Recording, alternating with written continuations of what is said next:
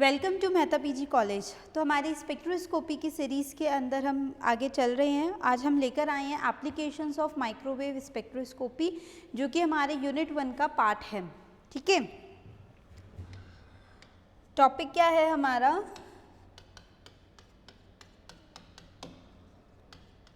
Applications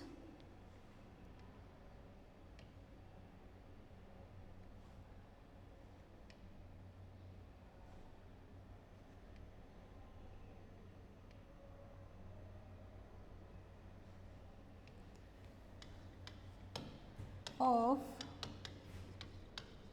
microwave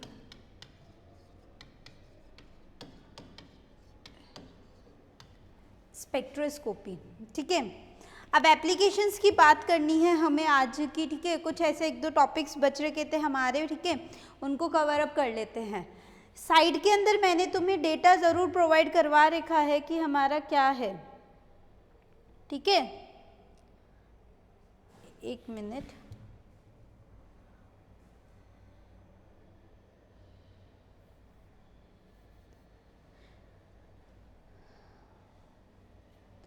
तो यहाँ पे साइड में तुम्हें एक पेज दिख रहा होगा जिसके अंदर तुम्हारा डेटा लिखा हुआ है।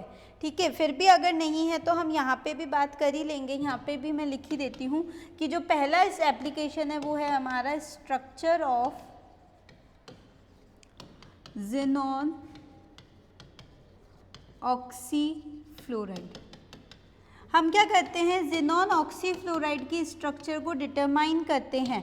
अब बोलोगे कि मैम कैसे डिटरमाइन करना है ना? तो देखो, बाय माइक्रोवेव स्पेक्ट्रोस्कोपी हमने इसके स्ट्रक्चर को बहुत ही अच्छी तरीके से बताया है, और माइक्रोवेव स्पेक्ट्रम हमें ये प्रोवाइड करवाता है कि जो इसका स्ट्रक्चर होता है वो सिमेट्रिक टॉप मॉलिक्यूल की तरह होता है। कैसा होता है हमारा? Symmetric top. सिमेट्रिक टॉप की अगर हम बात करेंगे तो हमने बताया था कि ऊपर एक अलग होता है, नीचे हमारे सेम एटम्स होते हैं। तो हम यही बात करें, देखो ऑक्सीजन है, देखो ऑक्सीजन ज़ेनॉन के साथ कितने बॉन्ड बनाएगा? 2, क्योंकि ऑक्सीजन डबल बॉन्डेड बनाएगा हमारा, और 4 Fe आ जाएंगे। तो कितने बॉन्ड हो गए इसके? देखो ज़ेनॉन के पास 8 होते हैं, 8 बॉन्ड बना सकते हैं, 6 इसने बना लिए अपने। स्ट्रक्चर की बात करोगे तो इस तरीके का ये इसका स्ट्रक्चर आता है। तो ये जो चीज़ थी ये हमें हमारी माइक्रोवेव स्पेक्ट्रोस्कोपी ने बताई थी कि जो हमारा ज़ेनॉन ऑक्सीफ्लोराइड है वो as a symmetric top molecule की तरह जो है वो बिहेव करता है। अब सिमेट्रिक टॉप मॉलिक्यूल कौन से थे? माइक्रोवेव के क्लासिफिकेशन के अंदर हमने बहुत अच्छी तरीके से डिटेलिंग देखी थी कि किस तरीके से हमारे सिमेट्रिक टॉप मॉलिक्यूल्स होते हैं, उनका मोमेंट ऑफ इनर्शिया चेकआउट किया था वो सारी तरीके से। ठीक है, हमें अभी केवल एप्लीकेशंस की बात करनी है, इसलिए मैं इतना डीप नहीं जाएंगे। दूसरी अगर हम बात करें तो दूसरा जो हमारा आता है एप्लीकेशन, तो दूसरा जो एप्लीकेशन है वो है हमारा स्ट्रक्चर ऑफ OCS मॉलिक्यूल को डिटरमाइन करना। ठीक है, अब देखो हम कैसे इसको डिटरमाइन कर सकते हैं। एक मिनट,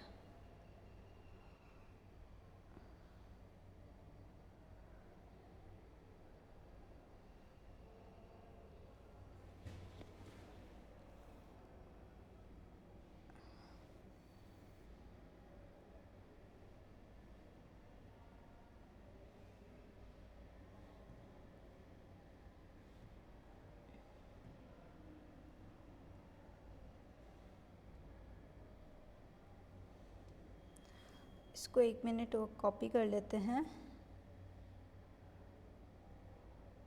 हाँ, ठीक है, तो हमने दूसरा जो हमारा एप्लीकेशन है वो बोला है हमारा स्ट्रक्चर ऑफ OCS मॉलिक्यूल को हमारा डिटरमाइन करता है। अब कैसे करता है देखो,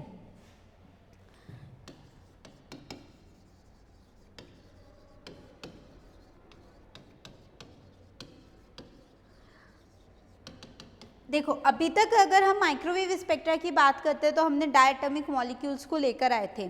जब हम डायटोमिक मॉलिक्यूल्स को कंसीडर करा था तो डायटोमिक मॉलिक्यूल्स में हमने ये बात बोली थी कि हम एक अननोन क्वांटिटी रखोगे तो हम एक अननोन क्वांटिटी को फाइंड आउट कर सकते हैं।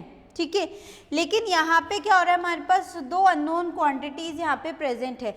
क्यों है? क्योंकि देखो OCS जो है वो एक लीनियर मॉलिक्यूल है, लीनियर होने के कारण अब इसके साथ क्या हुआ है हमारा कि मैम ये जो था लीनियर था, इस वजह से देखो क्या हुआ है, difficulty of solving two unknown quantities, जिसकी वजह से हमारे पास डिफिकल्टी आई है कि हम अननोन क्वांटिटीज को नहीं कैलकुलेट कर सकते। तो डिफिकल्टी ऑफ सॉल्विंग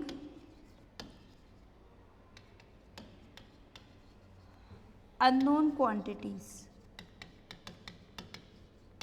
ठीक है, अननोन क्वांटिटीज को हमें बहुत ज़्यादा डिफिकल्ट आने लगी। इसी डिफिकल्टी को ओवरकम करने के लिए कि जो हमारा ये डिफिकल्टी आई है, टू ओवरकम दिस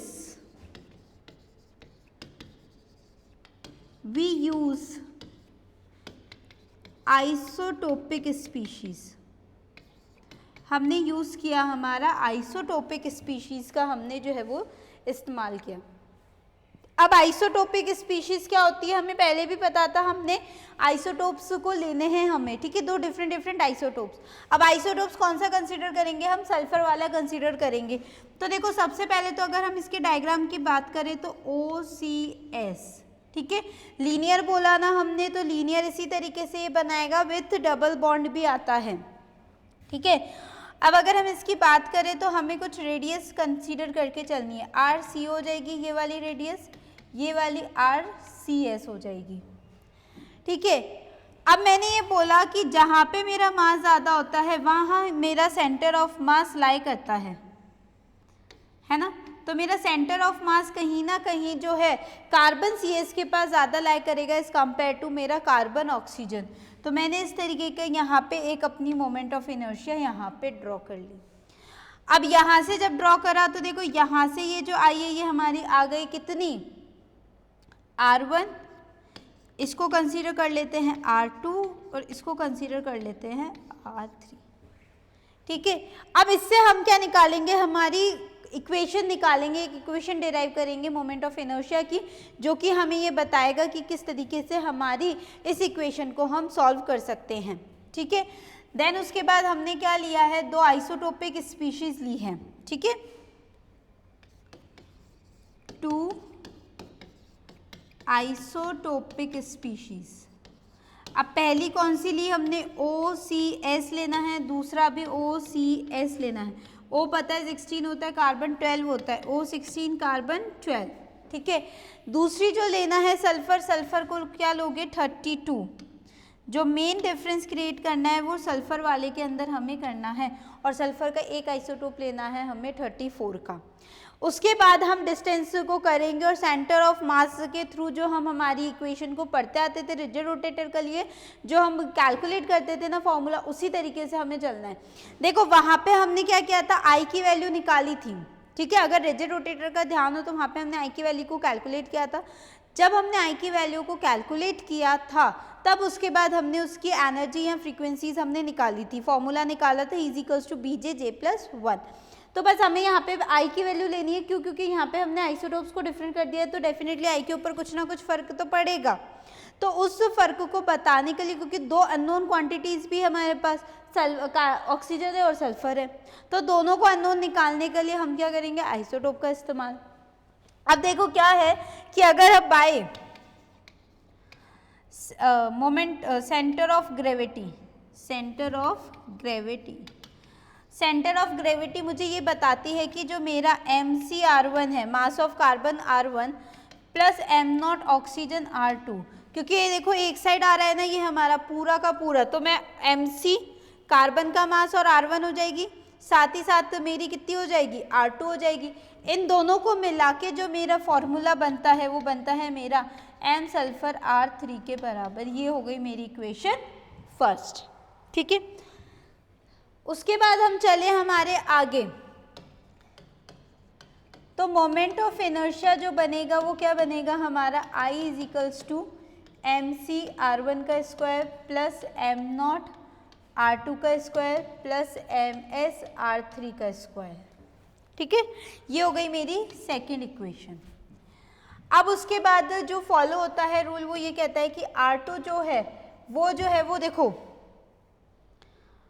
R2 जो है वो किसके इक्वल आ रही है मेरी, RCO के इक्वल भी है और RCS के इक्वल भी है ना, मतलब R1 प्लस RCO, देखो ना R2 किसके इक्वल है, R1 प्लस RCO के, तो हम यही यहाँ पे लिख देंगे कि R2 जो है वो हमारी RCO प्लस R1 के इक्वल है, और R3 जो आएगी वो RCO प्लस R1 के बराबर आएगी, RCS। ठीक है, अब हम क्या करेंगे, हमारी इन दोनों वैल्यूज को पुट करेंगे इक्वेशन 1 के अंदर। ठीक है, पुट दिस इन इक्वेशन 1। यहाँ पे नहीं दिख रहा होगा इसीलिए मैं यहाँ पे उतार रही हूँ, वरना मैं यहाँ से भी पढ़ा देती। ठीक है, वाइट पेज है, इस वजह से थोड़ा सा डिफिकल्टी आएगी। अब इक्वेशन 1 के अंदर रखो इसको। इक्वेशन 1 क्या कह रही थी हमारी कि MC_R1 plus MC_R1 plus MO oxygen, ठीक है, जो किसके इक्वल है, RCO प्लस R1 के, और जो हमारा ये है MS RCS माइनस का R1। ठीक है, सॉल्व करो इसको further. MC_R1 plus M0 RCO plus M0 R1 is equals to, तीन वैल्यूज आ गई यहाँ पे, MS RCS माइनस का MS R1। ठीक है, फर्दर इसको सॉल्व करोगे तो क्या आ जाएगा, MC_R1। अब देखो क्या करना है हमें, यहाँ पे हम एक एक वैल्यूज को कॉमन ले लेती हूँ। R1 वाली टर्म्स को मैं एक साथ ले आती हूँ सारी, तो MC_R1 plus M0 R1 plus MS R1, तो इज इक्वल्स टू के अंदर क्या चला गया हमारा MS RCS।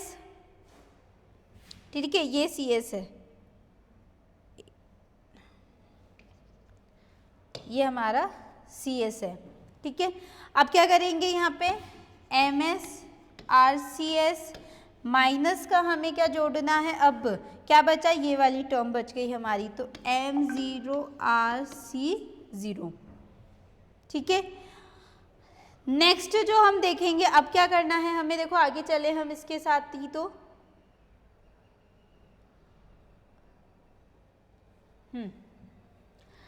अब देखो कॉमन ले लो यहाँ से,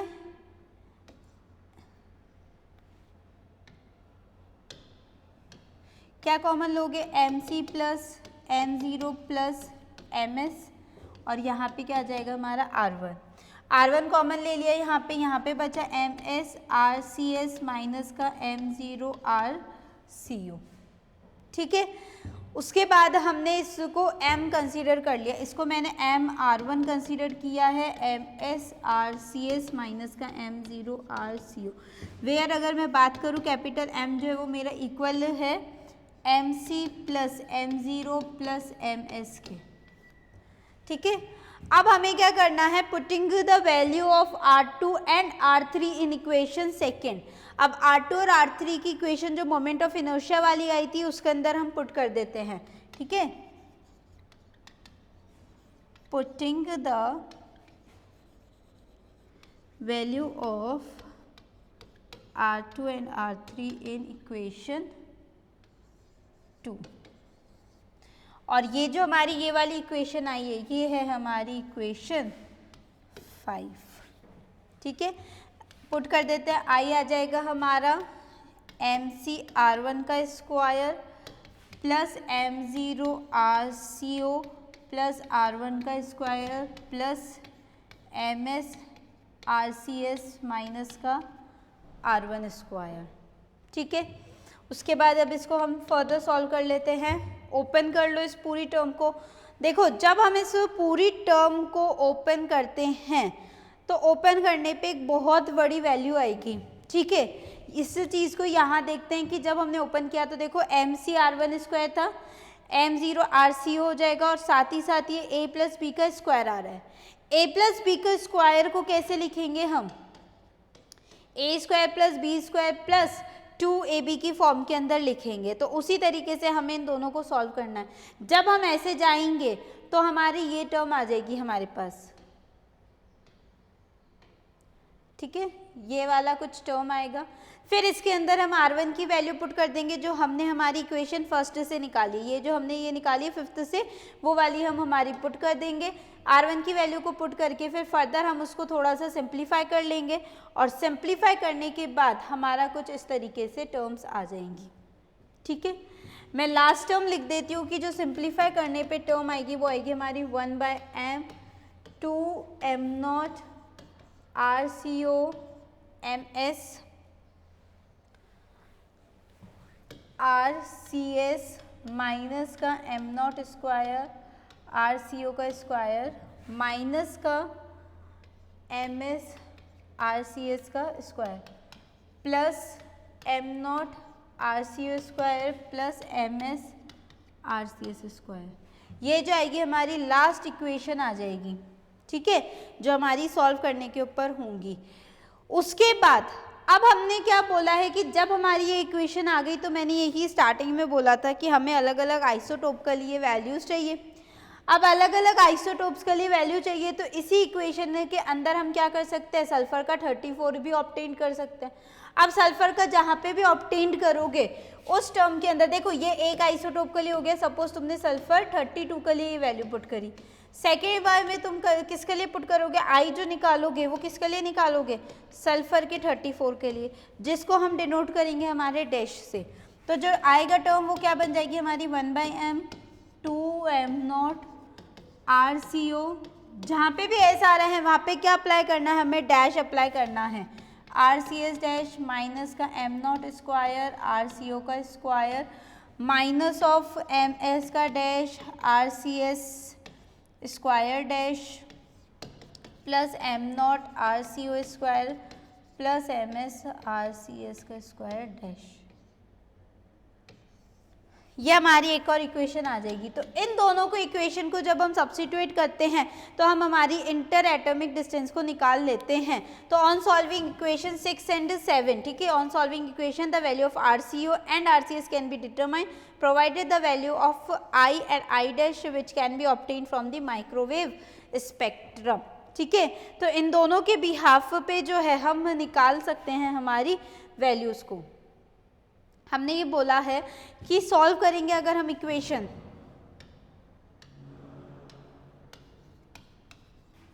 सॉल्विंग इक्वेशन 6 एंड 7, जब हम हमारी इक्वेशन 6 और 7 को करेंगे तो हम RCO की साथ साथ RCS की भी वैल्यू कैलकुलेट कर सकते हैं।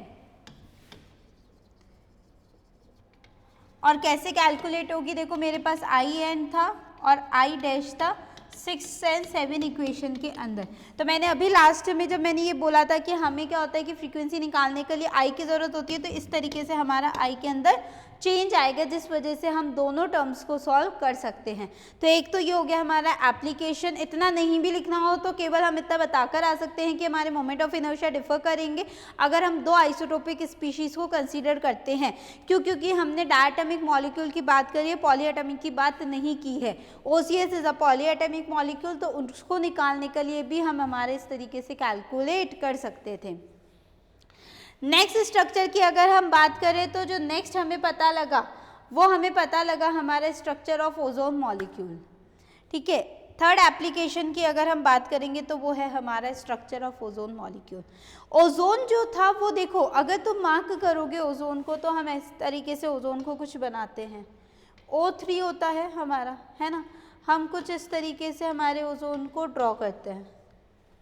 ठीक है, ऐसे तो नहीं ड्रॉ करते, 4 बॉन्ड इस तरीके से तो नहीं ड्रॉ होते हैं, है ना। तो जो ओजोन की स्ट्रक्चर थी वो माइक्रोवेवली हमें डिटरमाइन हुई कि हमारा किस तरीके से हमारा मॉलिक्यूल है। तो जो थर्ड एप्लीकेशन है वो है हमारा स्ट्रक्चर ऑफ ओजोन मॉलिक्यूल। तो माइक्रोवेव स्पेक्ट्रम में हमें ये बताया कि जो हमारा ओजोन का मॉलिक्यूल होता है वो ट्रायंगुलर शेप का होता है, और इसकी वजह ये थी कि ये हमें ऑप्टिकली स्पेक्ट्रोस्कोपी नहीं देता, साथ ही साथ इलेक्ट्रॉन डिफ्रैक्शन टेक्निक भी नहीं देता है, जिसकी वजह से हमें ये पता लगा कि हम माइक्रोवेव से इसका स्ट्रक्चर डिड्यूस कर सकते थे ईजिली, वरना हमारे पास और भी टेक्निक्स थी लेकिन उन टेक्निक्स के ऊपर ये काम नहीं कर सकता था। तो माइक्रोवेव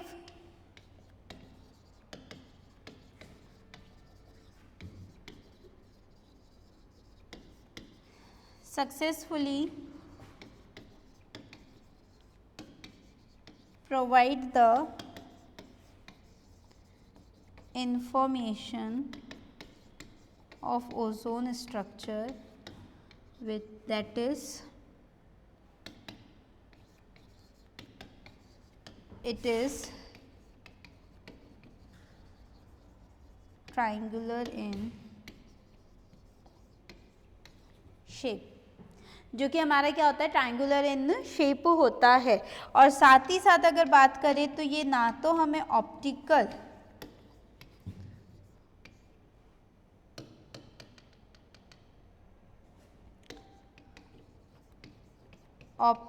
स्पेक्ट्रो देता है और ना ही इलेक्ट्रॉन डिफ्रैक्शन टेक्निक के बारे में स्टडी देता है, जिस वजह से हम माइक्रोवेव के ऊपर जाते हैं और माइक्रोवेव का स्पेक्ट्रम जो है वो हमें ईजिली इसकी डिटेलिंग प्रोवाइड कर देता है। ठीक है, नेक्स्ट एप्लीकेशन पे चलते हैं हम। नेक्स्ट एप्लीकेशन बताया था इसने इन्वर्जन ऑफ अमोनिया। अब हम इन्वर्जन ऑफ अमोनिया ना बहुत पढ़ते आते हैं, ऐसा नहीं हमने नहीं पढ़ा है ना। तो फोर्थ एप्लीकेशन है हमारा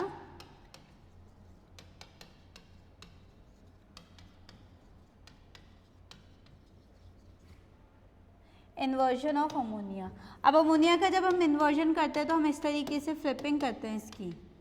ठीक है, कि हमारा जो एन है वो इस तरीके से हमारा मिलता है, जिस वजह से माइक्रोवेव के अंदर क्या हुआ, जहाँ पे हमें सिंगलेट मिलता था, ठीक है, जहाँ पे हमें सिंगलेट मिलता था वहाँ पे अब हमें डबलेट पीक्स मिलने लगी थी। ठीक है, तो अगर हम इस क्योंकि क्या हो रहा है कि जो नाइट्रोजन है ये 3 हाइड्रोजन एटम्स के बीच में रोटेशन शो कर रहा है कि मेरा अगर नाइट्रोजन एक बार ऐसे था तो फ्लिप होके ये इस तरीके से हो जाएगा। तो जिस वजह से 2 बार इसके डबलेट्स हमें देखने को मिलते हैं अगर हम माइक्रोवेव स्पेक्ट्रम अगर देखते हैं। अगर हम लेवल्स की बात करते हैं तो देखो एक ही लेवल बताते हैं, लेकिन यहाँ पे क्या मिलेंगे, हमें 2 लेवल्स मिलते हैं, जिसकी वजह से स्पेक्ट्रा में जो चेंज आता है वो ये चेंज आता है कि इन्वर्जन ऑफ अमोनिया के कारण हमें स्प्लिटिंग देखने को मिलती है, और वो स्प्लिटिंग ऐसे होती है कि हमें डबलेट देखने को मिलते हैं। रीजन इज दैट कि इन्वर्जन हो रहा होता है हमारा। ठीक है, जैसे अगर हम अभी बात करें हमारी एटॉमिक स्पेक्ट्रम में हमने पढ़ा था कि एलिस कपलिंग के कारण स्प्लिटिंग होती थी, तो जो हमारे लेवल्स थे इलेक्ट्रॉनिक ट्रांजिशंस के वो हमारे क्या होते थे, ब्रेक डाउन हो जाते थे और स्प्लिटिंग हो जाती थी 2 लेवल्स के अंदर। इसी तरीके से यहाँ पे भी होता है कि इन्वर्जन हो रहा है तो एक बार इसका होता है और एक बार इसका होता है, जिस वजह से हमें ये क्या प्रोवाइड करवाता है, हमारा डबलेट स्ट्रक्चर प्रोवाइड करवाता है और कुछ हमें इस तरीके का ग्राफ मिलता है। तो अगर हम बात करें इसकी तो हमें जो ग्राफ है वो कुछ इस तरीके का प्रोवाइड होता है। तो ये मैं डबलेट्स ड्रॉ कर रही हूँ यहाँ पे।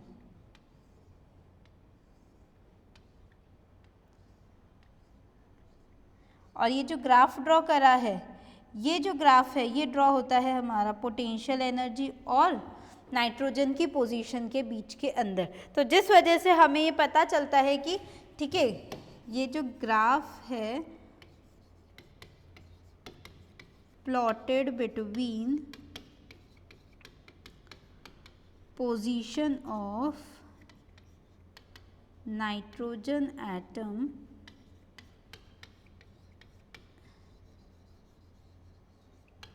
and potential energy। ठीक है, अब ये लेवल्स की बात करोगे तो J = 0, J = 1, J = 2, J = 3, J = 4, J = 5।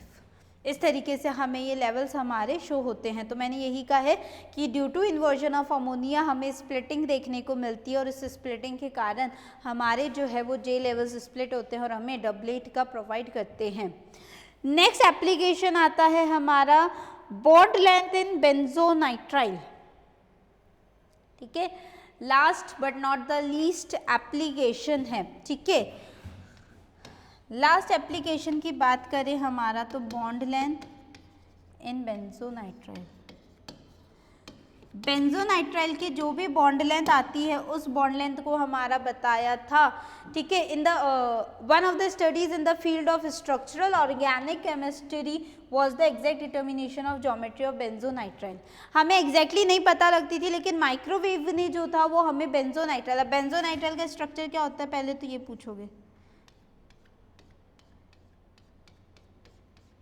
ये है हमारा बेंजोनाइट्राइल का हमारा स्ट्रक्चर। अब इसके अंदर हमारे पास डिफरेंट क्राइटेरियाज होते हैं, ठीक है। मैं अभी यहाँ पे अंदर के डबल बॉन्ड हटा रही हूँ, वैसे जो स्ट्रक्चर बनता है मैं यहाँ पे बना देती हूँ। This is what R C triple bond N, ये जो है हमारा बेंजोनाइट्राइल का स्ट्रक्चर है। बट अभी के लिए हमें ये देखना है कि हमें इसका रेगुलर हेक्सागोनल स्ट्रक्चर मिल रहा है, तो साथ ही साथ इसकी हमें बॉन्ड लेंथ देखने को मिली। तो बॉन्ड लेंथ की बात करेंगे तो देखो एग्जैक्टली जो अगर हम बॉन्ड लेंथ की बात करें तो वो बॉन्ड लेंथ हमें इस तरीके से कुछ प्रोवाइड हुई थी। ये जो मिली हमें 1.15 के अप्रॉक्स मिलती थी, ठीक है। उसके बाद हमारी ये जो कार्बन के साथ है ये हमें 1.45 की मिली। उसके बाद हमारे पास ये हाइड्रोजन और हाइड्रोजन आ रहे हैं ना, एक एक हाइड्रोजन होगा, बेंजीन की बात नहीं कर रही हूँ। और जैसे ये तो ये वाला तो 120 डिग्री एंगल के ऊपर आ गया हमारा, है ना। उसके बाद ये लगभग हमारा 128 के आसपास हो गया। बॉन्ड डिस्टेंस की बात करोगे तो ये लगभग हमारी 1.39 के आसपास आएगी, 1.16 के आसपास और 1.68 के आसपास है ये हमारी 1.40, 1.08, ठीक है, और 1.06। तो ये हमें एग्जैक्टली डेटा प्रोवाइड किया था हमारी माइक्रोवेव की स्पेक्ट्रोस्कोपी के अंदर। जनरली देखोगे, ठीक है, जनरली देखते हो कि इलेक्ट्रोनेगेटिविटी बढ़ेगी तो अट्रैक्शन, फोर्स ऑफ अट्रैक्शन ज़्यादा होता है, जिसकी वजह से बॉन्ड लेंथ के अंदर हम बोलते हैं कि हमारा डिक्रीमेंट आता है। जैसे जैसे हम ये बोलते थे कि कार्बन सिंगल बॉन्ड के जो होती है वो इलेक्ट्रोनेगेटिविटी कम होती है हमारी as compare to carbon triple bond, sp hybridization होता है, इलेक्ट्रोनेगेटिविटी ज़्यादा होती है तो बॉन्ड लेंथ भी हमारी कम होती है, सिंगल बॉन्ड की बॉन्ड लेंथ ज़्यादा होती है। तो हमने यही बात बोली थी, लेकिन यहाँ पे देखो हमारी 1.15 के अप्रॉक्स यहाँ पे आ रही है। और अगर सिंगल बॉन्ड की बात करोगे तो 154 एंगस्ट्रॉम के आसपास होती है, 1.34 एंगस्ट्रॉम। तो एज कंपेयर टू हमें ये जो एग्जैक्टली डेटा था वो प्रोवाइड किया था हमारी माइक्रोवेव की स्पेक्ट्रोस्कोपी ने। तो ये थे हमारे सारे एप्लीकेशंस, ठीक है। यहाँ पे लिखा हुआ है ये जो पूरा का पूरा डेटा हमें है ना, देखो इस ये जो ये पेजेस है इनके अंदर हमें पूरा का पूरा डेटा भी अवेलेबल है, यहाँ से भी हम चेकआउट कर सकते हैं, ठीक है। तो ये थे हमारे एप्लीकेशंस, आगे की चर्चा हम बाद में करेंगे हमारी नेक्स्ट क्लास के अंदर। Thank you.